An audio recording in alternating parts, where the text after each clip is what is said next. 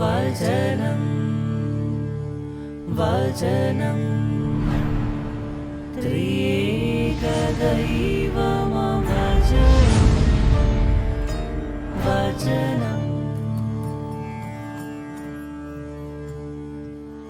പരമപരിശുദ്ധ ദിവ്യകാരുണ്യത്തിന് എന്നേരവും ആരാധനയും സ്തുതിയും പുകഴ്ചയും ഉണ്ടായിരിക്കട്ടെ.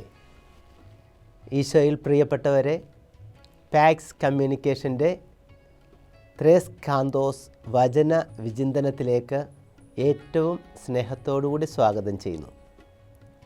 ഇന്ന് പരിശുദ്ധ ദിവ്യകാരുണ്യത്തിൻ്റെ തിരുനാളാണ്. പരിശുദ്ധ ദിവ്യകാരുണ്യമാണ് ക്രൈസ്തവ ജീവിതത്തിൻ്റെ കേന്ദ്രവും അച്ചാരവും. ആകയാൽ പരിശുദ്ധ കുർബാനയെക്കുറിച്ചുള്ള ധ്യാനം നമുക്ക് ഭാഗ്യം തന്നെയാണ്. ദാരിദ്ര്യം കൊടുമ്പിരി കൊള്ളുന്ന ആ നാട്ടിൽ ഒട്ടിയ വയറുമായി കിടന്നുറങ്ങുന്ന മക്കൾക്കരികിലിരുന്ന് ആ മാതാപിതാക്കൾ പ്രാർത്ഥിച്ചു, ദൈവമേ, ഞങ്ങളുടെ മക്കൾക്ക് ഭക്ഷണം നൽകുവാൻ ഞങ്ങൾക്ക് കഴിയുന്നില്ല. ഇവരുടെ വിശപ്പകറ്റുവാൻ ഒരു മാർഗം ഞങ്ങൾക്ക് പറഞ്ഞു തരണമേ. അവരുടെ പ്രാർത്ഥന ദൈവസന്നിധിയിലെത്തി. ഒരു ദൂതൻ അവരുടെ മുമ്പിൽ പ്രത്യക്ഷപ്പെട്ടു പറഞ്ഞു, ഈ മക്കൾക്ക് ഭക്ഷണമാകാൻ നിങ്ങളിൽ ഒരാൾ അപ്പമായി മാറണം. ദമ്പതികൾ പരസ്പരം പറഞ്ഞു, ഞാനായിക്കൊള്ളാമെന്ന്. അങ്ങനെ അവരുടെ ആ തർക്കത്തിനൊടുവിൽ അമ്മയുടെ നിർബന്ധത്തിന് വഴങ്ങി അമ്മ അപ്പമായി മാറുവാൻ തീരുമാനിക്കുകയാണ്. പിറ്റേന്ന് ഉറക്കമുണർന്ന കുട്ടികൾ കാണുന്നത് വലിയ നീളമുള്ള ഒരപ്പക്കഷ്ണം അവരുടെ മുന്നിലിരിക്കുന്നു. വിശപ്പ് കൊണ്ട് അവർ ആർത്തിയോടെ അത് ഭക്ഷിച്ച് വിശപ്പ് കഴിഞ്ഞപ്പോൾ അവർ ഒരു കഷ്ണം പറിച്ചെടുത്ത് അപ്പൻ്റെ നേരെ നീട്ടി. അവർ ഭക്ഷിക്കുന്നത് സങ്കടത്തോടുകൂടി നോക്കിയിരുന്ന അപ്പനും വിശപ്പ് കൊണ്ട് ഒരു വേള കൈയൊന്ന് നീട്ടി. ആ കുട്ടി അപ്പക്കഷ്ണം അവൻ്റെ കയ്യിൽ വെച്ച് കൊടുത്ത സമയത്ത് അയാൾ ഒരു വേള ഒന്ന് ഞെട്ടിപ്പോയി. എന്നിട്ട് ഉള്ളൊരുകുന്ന വേദനയോടുകൂടെ അയാൾ ആ മക്കളോട് പറഞ്ഞു, മക്കളെ, നിങ്ങളിപ്പോൾ ഭക്ഷിക്കുന്ന അപ്പം ആരാണെന്നറിയാമോ? അവരെല്ലാവരും അപ്പൻ്റെ മുഖത്തേക്ക് ആകാംക്ഷയോടെ നോക്കുമ്പോൾ അപ്പൻ പറഞ്ഞു, ഇത് നിങ്ങൾക്ക് വേണ്ടി അപ്പമായി മാറിയ നിങ്ങളുടെ അമ്മയാണിത്. പ്രിയരെ, പരിശുദ്ധ കുർബാനയെക്കുറിച്ച് ധ്യാനിക്കുമ്പോൾ ഈ ഒരു ചെറിയ കഥ നമുക്ക് വളരെയേറെ സന്ദേശം പകർന്നു നൽകുന്നുണ്ട്. നാം എല്ലാവരും അനുദിനം ദിവ്യകാരുണ്യം സ്വീകരിക്കുന്നവരാണ്. ദിവ്യകാരുണ്യം സ്വീകരിക്കുമ്പോൾ നമ്മുടെ കൈകളിലേക്കും നാവിലേക്കും ഒരു കഷ്ണം ഓസ്തിയായി ദിവ്യനാഥൻ വന്നിറങ്ങുമ്പോൾ നാം ഒന്ന് ധ്യാനിക്കേണ്ട കാര്യമാണ്. നിൻ്റെ കൈകളിലിരിക്കുന്ന അല്ലെങ്കിൽ നിൻ്റെ നാവിൽ അലിയുന്ന അപ്പക്കഷ്ണം എന്താണെന്ന് നിനക്കറിയാമോ? അത് നിന്നെ സ്നേഹിക്കുന്ന നിൻ്റെ ദൈവത്തിൻ്റെ ജീവനുള്ള ശരീരമാണ്. ഈ ഒരു ബോധ്യം തിരുസഭയ്ക്കുള്ളത് കൊണ്ടാണ് പരിശുദ്ധ കുർബാനയെക്കുറിച്ചുള്ള പ്രബോധനം എപ്പോഴും അടിക്കടി സഭ കൂടുതൽ വിശ്വാസത്തോടുകൂടി വളരുവാൻ വേണ്ടിയിട്ട് ആഴമേറിയ പ്രബോധനങ്ങളാക്കി കാലാകാലങ്ങളിൽ സഭാമക്കൾക്ക് നൽകുന്നത്. ഈ ഒരു ബോധ്യത്തിലേക്ക് നമ്മൾ വളർന്നു കഴിയുമ്പോൾ മാത്രമേ നമുക്ക് വിശ്വാസത്തിൽ ആഴപ്പെട്ട് ജീവിക്കുവാനും കഴിയുകയുള്ളൂ. പരിശുദ്ധ കുർബാന ബുദ്ധിക്ക് ഉൾക്കൊള്ളുവാൻ പ്രയാസമേറിയ രഹസ്യങ്ങളിൽ ഒന്നാണ്.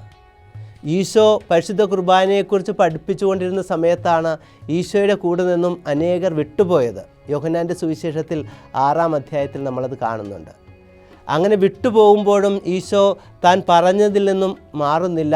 എൻ്റെ ശരീരം ഭക്ഷിക്കുകയും എൻ്റെ രക്തം പാനം ചെയ്യുകയും ചെയ്യുന്നെങ്കിൽ മാത്രമേ നിങ്ങൾക്ക് ജീവനുണ്ടാവുകയുള്ളൂ. യേശുവിൻ്റെ ശരീരം ഭക്ഷിക്കുകയും യേശുവിൻ്റെ ശരീരം പാനം ചെയ്യുക എന്നുള്ളത് ജീവനുണ്ടാകുവാൻ വേണ്ടിയിട്ട് കർത്താവ് നമുക്ക് മുന്നിൽ പറഞ്ഞു തന്നൊരു മാർഗം.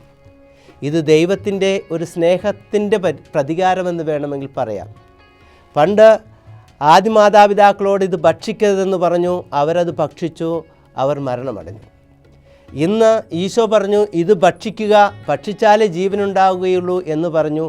എന്നാൽ ഇത് ഭക്ഷിക്കാതെ മരണപ്പെട്ടുകൊണ്ടിരിക്കുന്നു മനുഷ്യർ.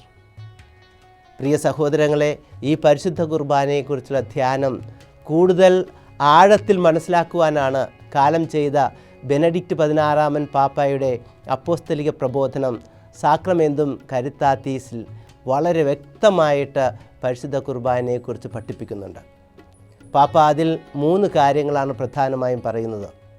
ഒന്നാമതായി, പരിശുദ്ധ കുർബാന ആഴത്തിൽ വിശ്വസിക്കേണ്ട രഹസ്യമാണ്.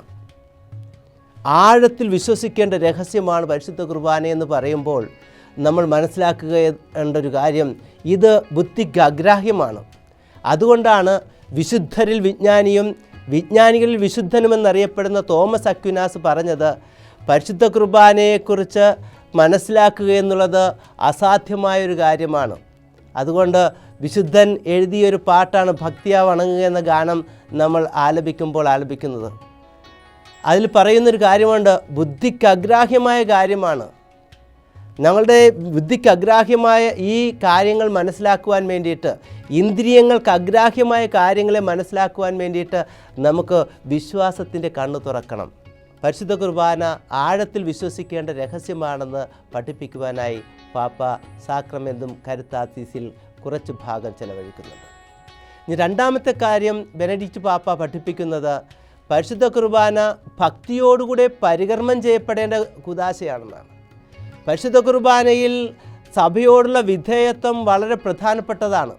അത് വൈദികരാണെങ്കിലും അത് പങ്കെടുക്കുന്ന വിശ്വാസികളാണെങ്കിലും പരിശുദ്ധ കുർബാനയെ സഭ പഠിപ്പിക്കുന്നത് എങ്ങനെയോ അപ്രകാരം തന്നെ പരികർമ്മം ചെയ്യണം എന്നുള്ളൊരു ഉത്തരവാദിത്വമാണ് നാം ഓരോരുത്തരും ഏറ്റെടുക്കേണ്ടത്. പരിശുദ്ധ കുർബാനയിൽ വൈദികൻ തൻ്റെ കഴിവ് തെളിയിക്കുവാൻ വേണ്ടിയിട്ടുള്ള ഇടമാക്കി മാറ്റാൻ പാടില്ല. പരിശുദ്ധ കുർബാനയെ കൂടുതൽ വൈകാരികത ഉണ്ടാക്കിയെടുക്കുവാൻ വേണ്ടിയിട്ടുള്ള ഇടമാക്കിയും മാറ്റേണ്ട. പരിശുദ്ധ കുർബാനയെ സഭ പറഞ്ഞിട്ടുള്ള രീതിയിൽ ഭക്തിയോടുകൂടെ പരികർമ്മം ചെയ്യപ്പെടണം, അതിൽ ഭക്തിയോടുകൂടെ പങ്കുകൊള്ളണം. ഇതാണ് ഓരോ വൈദികനോടും ഓരോ വിശ്വാസിയോടും സഭ പറയുന്നത്. മൂന്നാമതായി, ബെനഡിക്റ്റ് 16 പാപ്പ സാക്രമെന്തും കരുത്താത്തീസിൽ പഠിപ്പിക്കുന്ന കാര്യം, പരിശുദ്ധ കുർബാന തീക്ഷ്ണതയോടുകൂടെ ജീവിക്കേണ്ട കുദാശയാണ്. ദിവ്യബലി അവസാനിക്കുമ്പോൾ വൈദികൻ പറയും, ദിവ്യപൂജ സമാപിച്ചു പോകുവിൻ എന്ന് പറയുമ്പോൾ ഓരോ വിശ്വാസിയും വൈദികനോടൊപ്പം ബലിപീഠം വിട്ടിറങ്ങുന്നത് ജീവിതത്തിൻ്റെ കുർബാനയായി മാറുവാൻ വേണ്ടിയിട്ടുള്ളതാണ്. പരിശുദ്ധ കുർബാന അൾത്താരയിൽ മാത്രം ഒതുങ്ങേണ്ടതല്ല, അത് ജീവിതത്തിൻ്റെ ഓരോ നിമിഷങ്ങളിലും അനുവർത്തിക്കേണ്ട ഒരു യാഥാർത്ഥ്യമാണ്. അപരന് വേണ്ടി മുറിയപ്പെടേണ്ട ഒരു ജീവിതമായി മാറേണ്ടതാണ് എന്ന് സഭ പഠിപ്പിക്കുന്നു. പ്രിയപ്പെട്ടവരെ, ഇന്ന് ഈ പരിശുദ്ധ കുർബാനയുടെ തിരുനാൾ ആഘോഷിക്കുമ്പോൾ നമുക്കും ആത്മാർത്ഥമായി പ്രാർത്ഥിക്കാം, ഈ 3 കാര്യങ്ങളും നമ്മുടെ ജീവിതത്തിലും പ്രാവർത്തികമാക്കാൻ. ഒന്നാമതായി, പരിശുദ്ധ കുർബാന ആഴത്തിൽ വിശ്വസിക്കേണ്ട ഒരു രഹസ്യമാണെന്ന്. രണ്ടാമതായി, പരിശുദ്ധ കുർബാന ഭക്തിയോടുകൂടി പരികർമ്മം ചെയ്യപ്പെടേണ്ട ഒരു രഹസ്യമാണെന്നത്. മൂന്നാമതായി, പരിശുദ്ധ കുർബാന തീക്ഷ്ണതയോടുകൂടി ജീവിക്കേണ്ട ഒരു രഹസ്യമാണെന്ന്. ഈ 3 കൃപയ്ക്കും വേണ്ടി പ്രാർത്ഥിച്ചുകൊണ്ട് ദിവ്യകാരുണ്യനാഥൻ്റെ അനുഗ്രഹം തേടി നമുക്ക് ഇന്ന് നമ്മുടെ ഈ ചിന്ത അവസാനിപ്പിക്കാം.